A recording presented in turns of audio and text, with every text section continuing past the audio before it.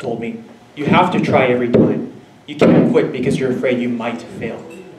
Matt Damon from the movie We Bought a Zoo once told me, "Sometimes all you need is 20 seconds of insane courage. 20 seconds of just embarrassing bravery, and I promise you something great will come of it." As my junior year in high school goes along, I try to keep these quotes in mind, but I find it harder and harder to try to embody, demonstrate, and execute acts of courage as life goes on. I find myself preaching the virtue of courage to my peers, my friends, my teachers, and my community, but failing to be able to actualize this very virtue for myself. I'm a politician, all talk, no action. I put up a facade of myself, the facade that I did embody courage and that I did demonstrate courage every day, and that I lacked any sort of fear that I actually had.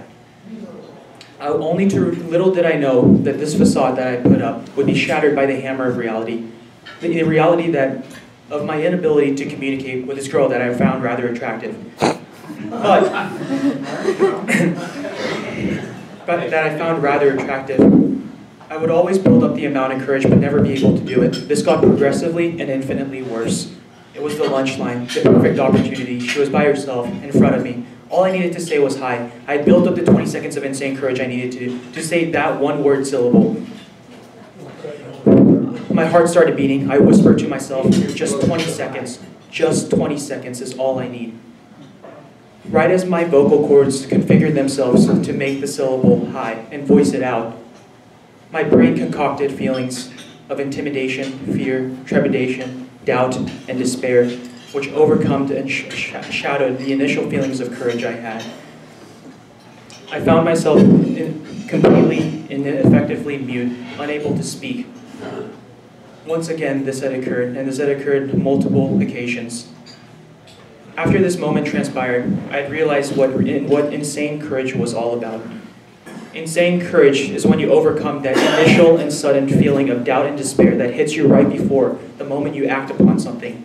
Insane courage is not just 20 seconds, but maybe there's a level of permanence. The fact maybe courage is a habit that we constantly should put ourselves in uncomfortable positions and try to make the best out of it. Maybe that's what insane courage is about. It made me keep wondering what exactly insane courage is about. Then I thought another thing, what's causing me to not have this form of courage, this virtue that I should have? Maybe it's my ego. Maybe I think too highly of myself. Is my happiness and my emotional state contingent upon the approval of others? Is that why I'm afraid to speak? Is that why I'm afraid to confront? All these questions made me continue to ponder what exactly insane courage is and how it affected me. Now you might be wondering how this applies to the four-way Rotary test. The first question asks, is it the truth?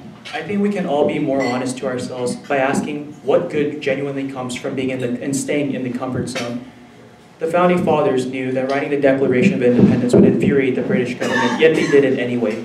Probably comes to prove the fact that there's nothing really good from staying in a point of stagnation. Also, you might ask the question, is it fair to all concerned?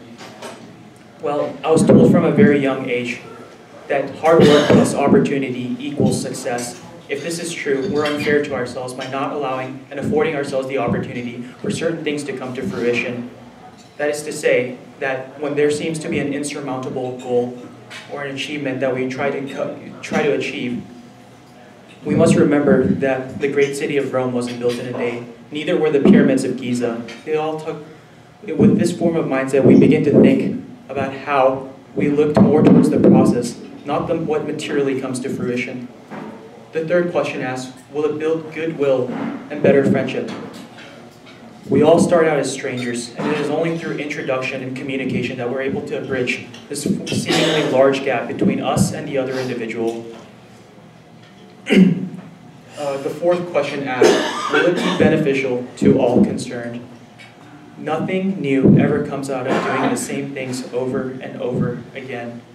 I think the happiest, sure, rejection and failure are frustrating and unpleasant, but we learn to get over it, and through this learning, we try newer things and take new shots at newer things in life.